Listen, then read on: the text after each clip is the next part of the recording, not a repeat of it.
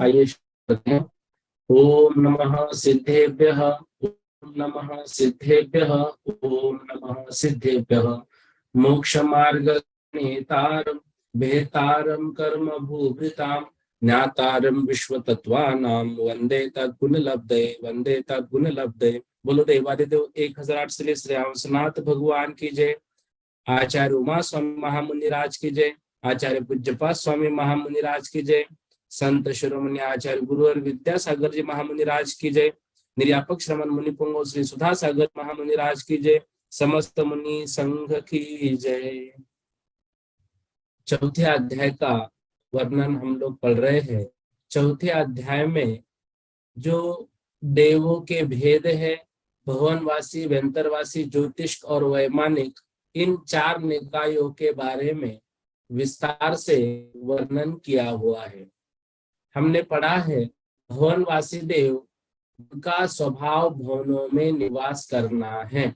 सर्वार सिद्धि के अनुसार जब व्याख्या पूछी जाएगी भुवनवासी देव किसे कहते हैं, आपको लिखना है जिनका स्वभाव भवनों में निवास करना है उन्हें भुवनवासी देव कहते हैं। व्यंतर जिनका नाना प्रकार के देशों में निवास है वे व्यंतर कहलाते हैं।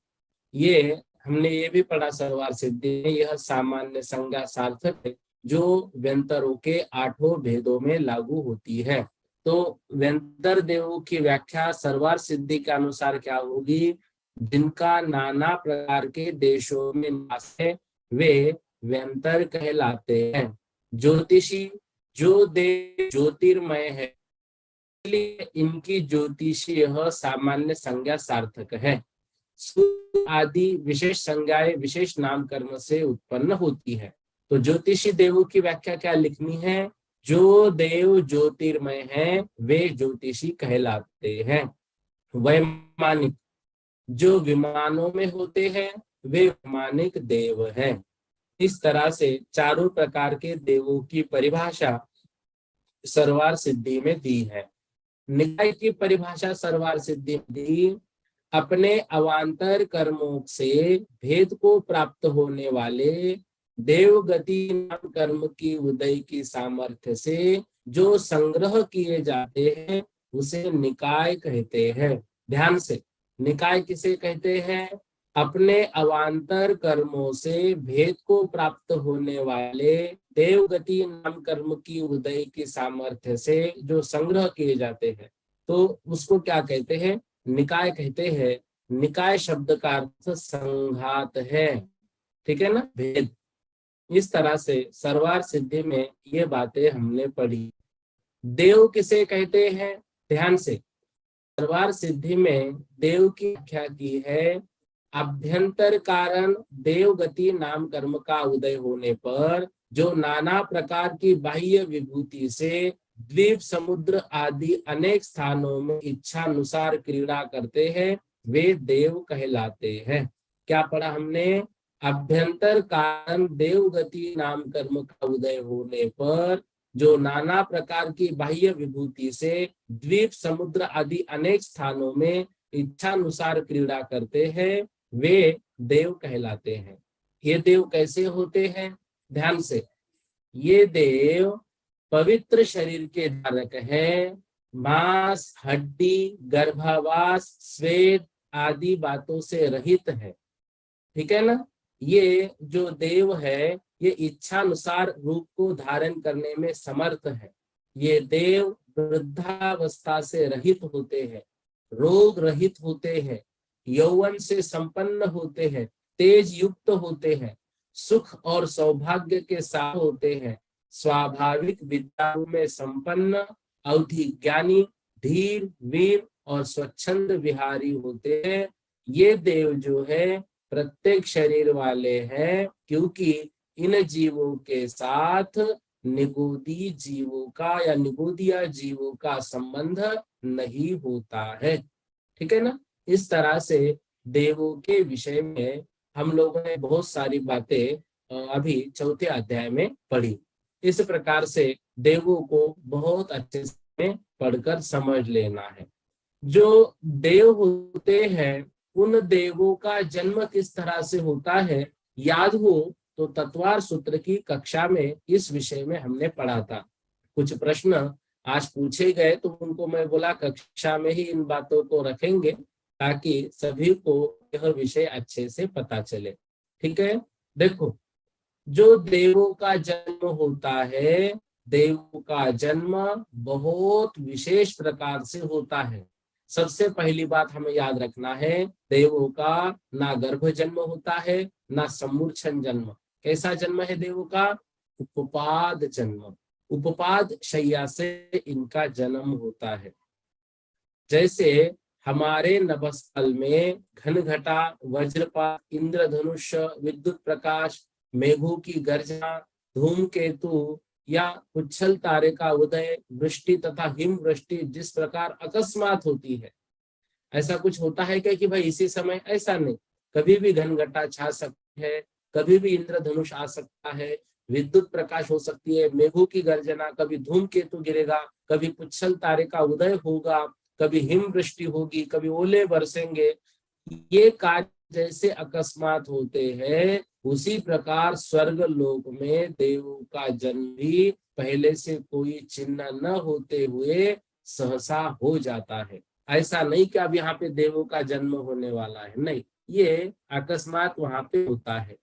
वे अत्यंत रमणीय शैया पर जन्म लेते हैं। जन्म लेते ही एक मुहूर्त के भीतर ही उनका संपूर्ण शरीर परिपूर्ण हो जाता है, एक मुहूर्त के भीतर। ठीक है ना। तथा उनके सब संस्कार भी हो जाते हैं। इसके बाद जब वे उठते हैं तो उनकी कांति से दशो दिशाएं जगमगा उठती है। देव है, देवगति नाम कर्म का उनका उदय है और बहुत पुण्य संचय से देवगति प्राप्त होती है। तो वो जब उठते हैं तो उनकी कांति से दशो दिशाएं जगमगा उठती है। वे परम प्रसन्न रहते हैं और आनंद से अपने पूर्वकृत तप का फल भोगते हैं। ठीक है ना। ये जब उपवाद, जो इनकी उपपाद शैया है, इस उपपाद शैया में उत्पन्न होते हैं, तो जिस प्रकार समुद्र में से कोई मनुष्य निकले, उसी प्रकार देव सुख रूपी महासमुद्र में से तत्काल नव यौवन रूप होकर उत्पन्न होते हैं। जैसे कोई मतलब समंदर से बाहर आ रहा है, वैसे ही सुख रूपी महासमुद्र से इनको तत्काल नव यौवन, पूरा इनका जो है रूप मिल जाता है और नव यौवन रूप होकर ये उत्पन्न होते हैं। वे देव उस उपपाद शैया में ऐसे उत्पन्न होते हैं जैसे कोई राजकुमार सोता हो और वह गीत वादित्रों के शब्दों से, जय जय इत्यादि मंगल पाठों से तथा उत्तम उत्तम शब्दों से सुख निद्रा का अभाव होने पर जगाया जाता है। ठीक है ना। मतलब जैसे कोई राजकुमार सो रहा है और उसको अचानक अच्छे अच्छे गीतों की आवाज आ रही है, जय जय आदि मंगल शब्दों की आवाज आ रही है, उत्तम उत्तम शब्द उसके कानों पर पड़ रहे हैं और उसके सुख निद्रा का अभाव होने पर जैसे प्रसन्न मुद्रा से वह राज जग जाएगा, उसी तरह से देव भी उपपादशीला या उपपाद शैया से उठकर सावधान होते हैं। स्वर्गों में अति मनोज्ञता का आधार ऐसे विमान में कुंद के पुष्प समान ऐसे उपपाद शिला के मध्य से देव स्वयमेव उत्पन्न होते हैं। इस तरह से जो देवों का जन्म होता है विशेष प्रकार से होता है। नरकों के बारे में हमने पढ़ा था। नरकों में जब जन्म होता है तो उस पील के ऊपर से जैसे कोई गेंद नीचे फेंका जाए तो नीचे वो गिरते हैं, गिरने के बाद नीचे ऐसे धारदार शस्त्र लगे हैं, उसके ऊपर गिरते हैं, वो शस्त्र सारे चुभेंगे, फिर ऊपर जाएंगे, फिर नीचे। जैसे गेंद एक बार में नीचे नहीं बैठती कि ऊपर नीचे होती है, ऐसे ही नरकों में उन शस्त्रों पर वो गिरते हैं और दुख को भोगते हैं। और ठीक उसके विरुद्ध देवों का जन्म हमने अभी देखा, कितनी सुंदर सजगता के साथ कितने मनोज्ञ वातावरण में होता है। उपपाद शैया का स्थान कैसे होता है? देखो, समस्त इंद्रियों को सुख देने वाला रमणीक नित्य ही उत्सव सहित विराजता है। गीत वादित आदि लीलाओं से सहित, और वहां पर आवाज आती है जयवंत हो, चिरंजीवी हो, ऐसे शब्दों से वह उपपाद शैया वहां पर होती है। समझ रहे हैं ना? तो इतना प्रसन्न वातावरण वहां पर देवों के साथ वहां पर होता है, मतलब उपपाद शैया में। उस उपपाद शैया में सावधान होकर कुछ भ्रम को दूर करके उस समय कर्णांत पर्यंत नेत्रों को ऐसे खोलकर दृष्टि फेर फेर कर चारों ओर देखते हैं। मतलब इतनी सारी विभूति, इतना सारा वैभव उनको प्राप्त हो गया है, नया जन्म वहां पर हुआ है, तो चारों ओर दृष्टि फेर कर वो देखते हैं। फिर सावधान होकर देव मन में ऐसा विचार करते हैं, अहो यह क्या इंद्रजाल है, ये क्या मुझे दिख रहा है, क्या मुझे कोई स्वप्न आ रहा है अथवा मायामय कोई भ्रम है? यह तो बड़ा आश्चर्य देखने में आता है, निश्चय नहीं यह क्या है।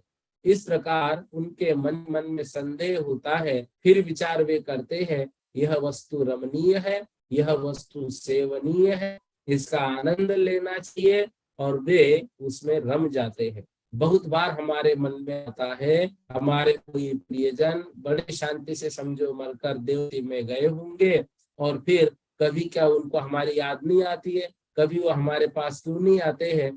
देखो, कभी कभार आ भी जाए, लेकिन ऐसे सुखों को वो भोगने में इतने व्यस्त हो जाते हैं कि इधर उधर फिर ध्यान नहीं देते हैं, पहली बात। दूसरी बात, कभी कभार मान लो नीचे देख भी ले, कुछ विचार कर भी ले, तो एक पिछला जन्म थोड़ी है, ऐसे तो अनंत जन्म यहाँ पर उन्होंने लिए हैं। तो नीचे देखते तो सभी उनके अपने हैं, कोई इस जन्म का, कोई पूर्व जन्म का, कोई और जन्म का, कोई और जन्म का, तो किस किस के पास वे जाएंगे? ठीक है ना? इस तरह से देवों के विषय में होता है। तो ये जो देव होते हैं, तो ये देव इतने रमणीय वातावरण में जन्म लेकर ऐसे मन से वहां उपाध्याय से बाहर आने के बाद उनको अपने आप पर विश्वास नहीं होता कि ये क्या हो रहा है। मतलब क्या विचार कर रहे हैं वो? ये विचार कर रहे हैं, कहीं मैं स्वप्न में तो नहीं हूं। क्या विचार कर रहे हैं? कहीं मैं स्वप्न में तो नहीं हूं। इस तरह से वहां से वो बाहर आते हैं। देवों का जन्म होते ही वहां का वातावरण जो है, वह वातावरण देखो, जैसे कोई नए देवों ने जन्म लिया, तो नए देवों के जन्म देखते हैं तो अन्य देव मंगलमय स्तुतियों तथा उनके पुण्यात्मा पने को प्रकट करने वाले, हमने अभी पढ़ा ना, जयवंत शब्दों का घोष करते, क्योंकि बाकी को भी मालूम है यहाँ आना कोई आसान काम थोड़ी है। जैसे मान लो कोई बहुत बड़ा कोई कॉलेज है एमबीबीएस का, समझ लो उदाहरण के लिए। अब बहुत बड़ा कॉलेज है, मान लो हर साल वहां पे बहुत कम बच्चों का सिलेक्शन होता है। तो जैसे ही वहां पर किसी ने एंट्री कर ली, तो बाकी के बच्चे जैसे आनंद से ओ हो यहाँ पे आया है, मतलब वो जानते हैं खुद कि हमने बहुत मेहनत की, उन्होंने भी मेहनत की, से वो आनंद प्रकट करते, आहो जयवंत हो, जयवंत हो, तो चिरंजीवी हो, ऐसे बाकी देव वहां पर वो क्या करते हैं, उनको आवाज लगाते हैं। फिर देवों के जन्म सूचना देने के लिए अन्य देव तालियां बजाते हैं, तोपों आदि किसी धड़ाका ध्वनि करते हैं तथा बड़े उल्लास के साथ निकट आकर उन्हें प्रणाम करते हैं। अति आकर्षक श्रेष्ठ सुंदर शरीर धारिणी वरांगी अप्सराएं उनके सामने नृत्य करते हैं। वे बड़े हाव भाव के साथ विविध प्रकार से वीणा बजाती है, मन को मुग्ध कर देने वाले मधुर गीत गाती है तथा रंग बिरंगे फूलों को हर तरफ उनके ऊपर बरसाती है। कौन? अप्सराएं। इतना सुंदर वातावरण उनके जन्म का होता है। मैं समझता हूँ जिन्होंने प्रश्न पूछा था उनको ये सारी बातें क्लियर हो गई होगी। इस तरह से देवों के जन्म के विषय में चर्चा पढ़ने को मिलती है। ठीक है ना? तो जो देव है ऐसे वातावरण में जन्म लेते हैं तो उस सुख को भोगते हैं। जो सम्यक दृष्टि देव है, वे सम्यक दृष्टि जीव विचार करते हैं, मैंने क्या पुण्य किया था कि मैं यहाँ पर आया, और फिर वो सारी बातें अवधि ज्ञान से जानकर वो और भक्ति में लग जाते हैं, और भक्ति में लग जाते हैं। नंदीश्वर द्वीप आदि में, तो देवों के कल्याण आदि में, फिर वहां पर जो अकृत्रिम चैत्यालय है उनकी वंदना भी करते हैं इस तरह से। और एक बात विशेष याद रखना, देव कभी भी अपने मूल शरीर के साथ जो यहाँ वहां पंच कल्याणक आदि में या फिर नंदीश्वर द्वीप आदि पर नहीं जाते हैं। उनका मूल शरीर अपने स्वर्ग से बाहर कभी नहीं आता है।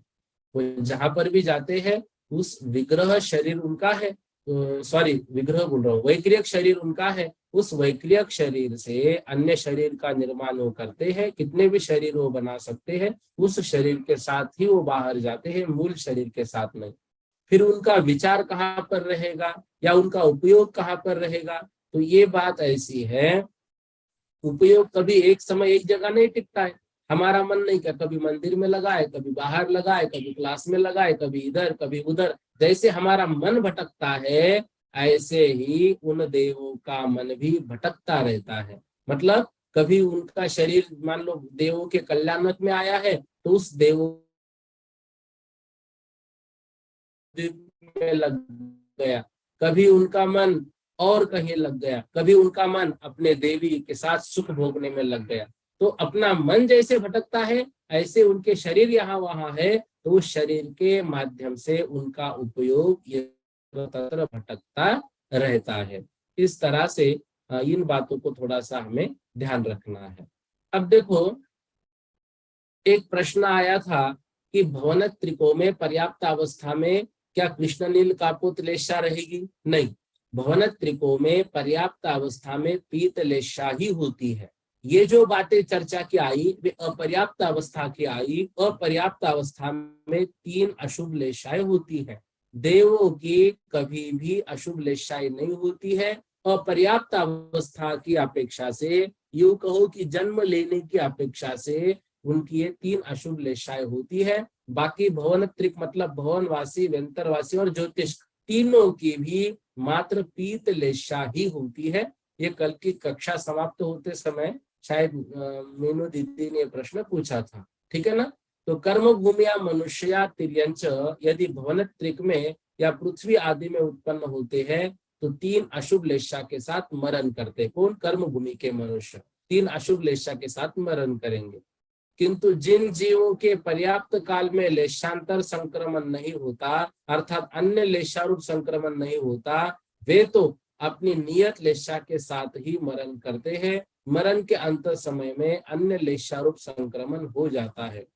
जो मिथ्या दृष्टि भोग भूमि जीव है वे 3 अशुभ लेशा के ही होते हैं और वे नियम से देवगति में ही जाता है। ऐसा जीव मरकर यदि देवगति में उत्पन्न होता है तो उसके मरण समय अशुभ लेशा तो हो नहीं सकती, अतः वे पीत लेशा में मरकर भवन त्रिक में उत्पन्न होते हैं। कौन? भोग भूमिया जीव। इनके कृष्ण नील कापोतने होंगी, वे पीत लेशा के साथ मरण करेंगे। वहां प्रथम समयवर्ती भवन त्रिक में नियम से अशुभ जो 3 लेशाएं है वो रहती है। अब देखो, जो वैमानिक देव है उन वैमानिक देवों में जन्म अपेक्षा भी ये तीनों अशुभ लेशाएं नहीं पाई जाएगी, ये याद रखना। ये चर्चा किसकी है? यह चर्चा मात्र भवनत्रिक देवों की ही है। ये चर्चा किसकी है? ये चर्चा मात्र भवनत्रिक की है, ठीक है ना। इस तरह से इनको थोड़ा सा हमें याद रखना है। जो कल्पो होते हैं वे कल्पवासी, हमने जो पढ़ा तो भवनवासी आदि देवों में भी इंद्र आदि की कल्पना होने पर रूढ़ी के वश कल्पों में उत्पन्न हुए को ही कल्पोत्पन्न कहते हैं। मतलब किसी ने पूछा कि भवनवासी आदि में भी इंद्र की चर्चा आपने की, तो वहां पे कल्पोत्पन्न क्यों नहीं कहा? देखो, इंद्र सामानिक आदि कल्पनाओं का अधिकरण होने से या रूढ़िवश कल्प कहे जाने से इंद्रादि 10 प्रकार जिनमें कल्पित है उन्हें कल्पातीत या कल्पोपन्न कहते हैं, ठीक है ना। तो ये कल्पोपन्न कहते हैं। अब जो चौथा सूत्र है, इंद्र सामानिक त्रायस्त्रिंश पारिषदात्म रक्षलोक पालानिक प्रकीर्ण का अभियोग्य किल विशिकाश चैकशः, ठीक है ना। ये सूत्र भी हमारा, एक मिनट, एक शंका और की यहाँ पर चौथे सूत्र में।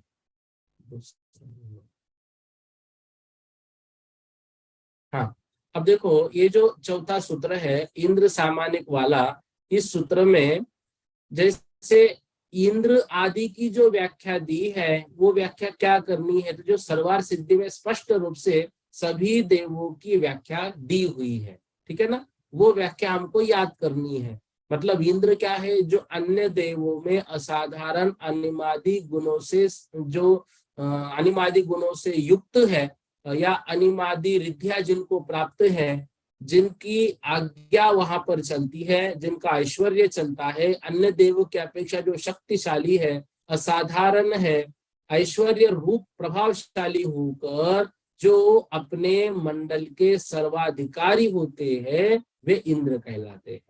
और प्रतीन्द्र क्या है, तो प्रतीन्द्र मतलब प्रति इंद्र युवराज के समान है, और प्रतीन्द्र जो होते हैं वो इंद्र के बराबर ही है। इंद्र के प्रति इंद्र चारों दिशाओं में जानने चाहिए हमेशा। ये सब तुल्य बल रूप विक्रम प्रताप से युक्त होते हैं, ठीक है ना, ये सब चीजें हमको याद रखना है। सामान्यिक देवों में जो प्रधान देव होते हैं वे प्रति इंद्र कहलाते हैं, ठीक है ना। इस तरह से इन प्रश्नों को भी थोड़ा सा हमको याद रखना है। तो प्रतीन्द्र की व्याख्या भी, और हम जब सर्वार सिद्धि का वर्णन करेंगे तो उसमें और बातें आएगी, वहां पर इन सभी चीजों को हम देखेंगे। तो जो प्रश्न था देवों की व्याख्या, तो जो देवों की व्याख्या सर्वार सिद्धि में एक लाइन की भी दी है तो वही हमको याद करनी है, उसमें कोई भी दिक्कत नहीं है, ठीक है ना। तो इन विषयों के विषय में थोड़े से प्रश्न व्हाट्सएप पर आए थे। ये विषय अच्छा लगा कि मतलब ये कक्षा में हो गया तो ये सभी के ही काम आएगा, इसलिए यहाँ पर लिया गया। जो अभियोग्य देवों के बारे में प्रश्न था, तो देखो अभियोग्य जाति के देव मतलब इनका कार्य क्या है। जिस प्रकार से यहाँ दास जन वाहन आदि व्यापार करते हैं, उसी प्रकार वहां के देवों में अभियोग्य नाम के देव वाहन आदि रूप उपकार करते हैं। मतलब ये स्वयं उस रथ को खींचते हैं। तो ये जो होते हैं, ये जो देव होते हैं, ये देव स्वयं ही उस रथ को खींचते हैं। ये कभी भी सभा में बैठने के योग्य नहीं होते हैं। दीदी ने प्रश्न पूछा कि देव तो है, उसमें हमें कोई दिक्कत नहीं ना, वो देव बने हैं, लेकिन उनके जो वो आकार, मतलब घोड़े का या हाथी आदि का बना रहे हैं, तो इनके तिर्यंश गति का उदय नहीं हो रहा है। ये कहलाएंगे देव गति के ही, देव आयु के ही, लेकिन इन्होंने कुछ पाप पूर्व जन्म में ऐसा किया जिस कारण से देव गति में तो गए, लेकिन उनको वहां पर वह दुख भोगना पड़ रहा है। जो किल्बिषक देव होते हैं, जो सीमा के पास रहने वालों के समान है, तो है वो किल्बिषक। हमने पढ़ा ना, किल्बिष मतलब पाप। तो जिनमें पाप की बहुलता है, मतलब जिनमें पाप अधिक है, उनको किल्बिषक कहते हैं। ये देव सदा संक्लेश का अनुभव करते हैं, ठीक है ना। किल्बिषक देव को चांडाल की उपमा भी दी गई है तिलोपन्नति में। चांडाल की उपमा दी है उनको, ठीक है ना। तो इस तरह से ये देव गति में जाने के बाद भी संकलेश परिणाम से सहित है, और वे दुख को भोगते हैं। तो ये जो देव है किल्बिषिक, ये कंदर्प, ये जो देव है 16वें स्वर्ग तक ही पाए जाते हैं। लांतो कल्प से ऊपर ये देव नहीं पाए जाते हैं, ठीक है ना, ये वहां से ऊपर नहीं पाए जाते हैं। अब देखो, जो त्रायस्त्रिंश और लोकपाल है, इनको विशेष पुण्यशाली क्यों कहा। जैसे राजाओं को विशिष्ट जाति का पुण्य होने पर ही हित शासक, मंत्री, बलशाली रक्षक, सेना आदि की प्राप्त होती है, तथा राजा योग्य मंत्री कोतवाल आदि के बल से बलवान माने जाते हैं, ऐसे ही त्रायस्त्रिंश और लोकपाल की प्रतीति कराने के लिए विशेष पुण्य का अभाव भुवनवासी और जो कल्पवासी देवों में जो है वो विशेष पुण्य होता है, जिससे उनमें त्रायस्त्रिंश और लोकपाल देव रहते हैं। तो जो व्यंतर और ज्योतिष देव है, उनके उतना पुण्य नहीं है कि वो त्रायस्त्रीश और लोकपाल उनके पास रहे, क्योंकि त्रायस्त्रीश और लोकपाल जो है वे जिनके पास होते हैं वे राजा बलवान माना जाता है, मतलब एक विभूति दिखाई गई है, बाकी कुछ नहीं, उनको किसी के साथ युद्ध नहीं करना है, ये देवों का अपना वैभव है। तो भाई वो त्रायस्त्रीश और लोकपाल व्यंतर ज्योतिष त्रायस्त्रीश लोकपाल वर्जा व्यंतर ज्योतिष का जो कहा है, उतना जो पुण्य है वो त्रायस्त्रीश और लोकपाल के योग्य व्यंतर और ज्योतिष देवों में नहीं होता है, इस कारण से उनमें नहीं होते, उसमें कोई दिक्कत नहीं है। बाकी जो भुवनवासी आदि है वहां पर दो दो इंद्र है, तो पूर्व के दो निकायों में दो इंद्र है, वो बात हमने पढ़ी। और लगभग पूर्व के दो निकाय मतलब भुवनवासी और व्यंतरवासी, और सभी इंद्रों के नाम भी सर्वार सिद्धि में दिए हुए हैं। तो उन दो इंद्रों के नाम जो है ना, मतलब ऐसा कोई जरूरी नहीं कि याद होना चाहिए, बस एक समझने के लिए दिया है, याद करो तो अच्छी बात है, उसमें कोई दिक्कत नहीं है, ठीक है ना। तो इस तरह से कुछ प्रश्न थे, इसके अलावा भी कुछ प्रश्न है आपके मन में तो आज पूछ सकते हैं। तो पूछना है तो आप रेज हैंड कर सकते हैं, तो कुछ प्रश्न लेके फिर हम आगे की ओर बढ़ेंगे, और नहीं है तो फिर आगे चलते हैं। किसी के कुछ प्रश्न है?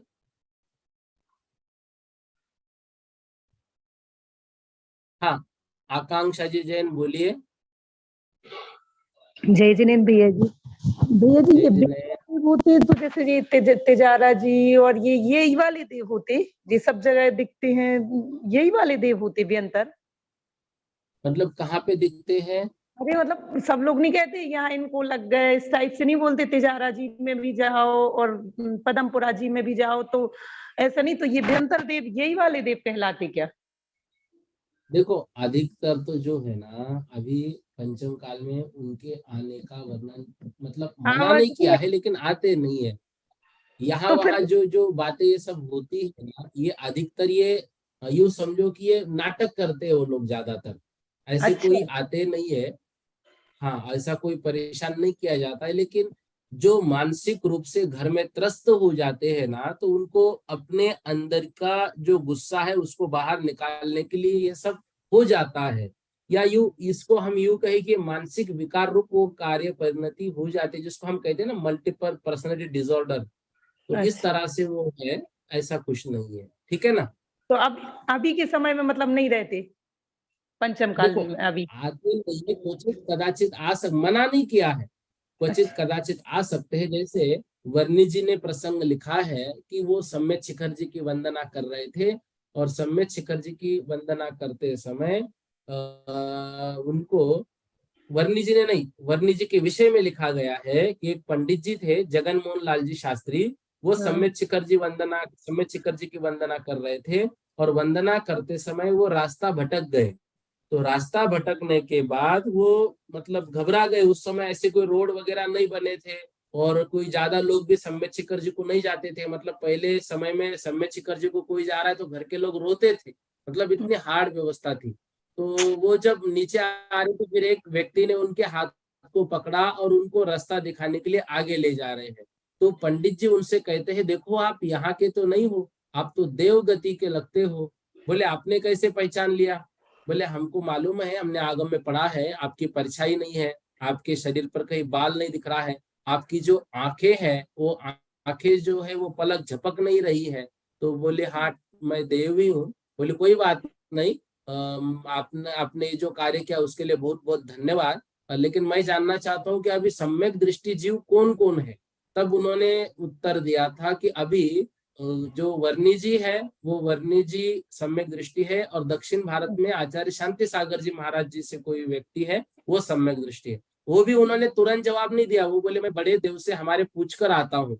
वो खुद जवाब नहीं दिया, फिर वो ऊपर गए, तुरंत आ गए, फिर प्रकट हो गए और उनको उतना बता दिया। इस तरह से उन्होंने वर्णन लिखा है। मतलब बहुत अधिक हमारे पुण्य की प्रबलता हो तो वो हमारी मदद कर सकते हैं, और जी हमारे बहुत ज्यादा पाप कर्म का उदय हो तो वो हमें तकलीफ पहुंचा सकते हैं। हमारे पुण्य का उदय है और वो हमें तकलीफ पहुंचाए, ऐसा कार्य नहीं हो सकता है, ठीक है ना। एक एक और भैया जी इसलिए क्वेश्चन, पुण्य कार्य में लगे रहना चाहिए। बोलो ये बोलो। इधर आया भवनवासी के 10 प्रकार, तो प्रथम तथा अश्वराधिक विशेष संज्ञा है। यहाँ वय शब्द लिखा, मतलब यद्यपि इन सब देवों का वय और स्वभाव अवस्थित है। वय से मतलब क्या है यहाँ? उम्र उम्र उम्र उम्र, है उम्र। आयु आयु अच्छा आयु। अच्छा जी भैया जी, हाँ, ठीक ठीक, धन्यवाद भैया जी। निधि दीदी पूछिए। जय जिनेन्द्र भैया जी। भैया जी, दो प्रश्न है मेरे। एक हाँ प्रश्न हाँ। तो ऐसा है कि प्रकीर्णक, आभियोग्य और किल्विषिक, इनको अपन पाप के उदय से बोलते हैं, पर है ये वैमानिक देव, तो क्या ये हाँ, समोशरण में जा सकते हैं? यदि सभा में तो नहीं बैठ सकते तो समोशरण में जा सकते हैं? देखो समूह शरण में जाने के विषय में भी इनका कुछ विधान ऐसा नहीं आता है, क्योंकि इनके ये जो है ना अपने कामों में ही लगे रहते हैं, उसमें ही व्यस्त है, संकलेश परिणाम से सहित है। तो संकलेश परिणाम से सहित जो है उनके मन में वहां जाने का विचार आएगा नहीं। जी भैया। और दूसरा प्रश्न ऐसा है कि जो अपने क्या कहते हैं, अम्बाबरीश जाति के असुर कुमार वाले जो देव होते हैं, उनकी भी पीतलेश्या बताई, तो पर वो भी क्या कहते हैं, भिड़ाने का काम करते हैं नीचे जाके कुछ कुछ देव, तो फिर वो पीतलेश्या होते ठीक है, हुए ये देखो काम कर सकते हैं? पीत लेशा है लेकिन उनका स्वभाव ऐसा है। देखो पीत लेशा से उससे भी ज्यादा डेंजर काम हो सकते हैं। ऐसा नहीं कि मतलब पीत लेशा मतलब, देखो अभी लेशाओं का वर्णन आएगा इसी अध्याय में। जैसे यूं सोचो कि द्वीपायन मुनि ने जो मतलब नगरी, द्वारका नगरी को जलाया, वो कौन से गुण स्थान में पुतला निकला? जी, छठवे। ना, उनके सूक्ष्म सांप्राय का उदय है, 10वें गुण स्थान का उदय चल रहा है, अरे बाप रे। सूक्ष्म सांप्राय है। तो उसमें ये सब कार्य हो गया है। तो ये थोड़ा सा उन लेशाओं के बारे में, लेशा का और उसका कंसर्न नहीं है, स्वभाव अपना अपना होता है वो। ठीक जी है ना। भैया। भैया लेश्या और क्या कहते हैं, गुणस्थान के द्वारा जो परिणाम बनते या कषाय, इन दोनों में क्या अंतर समझेंगे यदि अपन चाहें कि उनकी, क्योंकि अनंतानुबंधी होगी हम ऐसा समझते थे, नहीं पर वो नहीं नहीं, महाराज अनंत जी थे तो अनुबंध नहीं है। 10वां गुणस्थान बन गया, तो इसका मतलब कि वो अनंतानुबंधी तो थी ही नहीं। देखो पहली बात तो अनंतानुबंधी का विषय तो वही खत्म हो गया ना, चौथे गुण स्थान के बाद ही। जी जी। तो फिर इतना ज्यादा हाँ तो वो क्रोध, तो, क्रोध का आना फिर कैसे मानेंगे अपन संजलन में?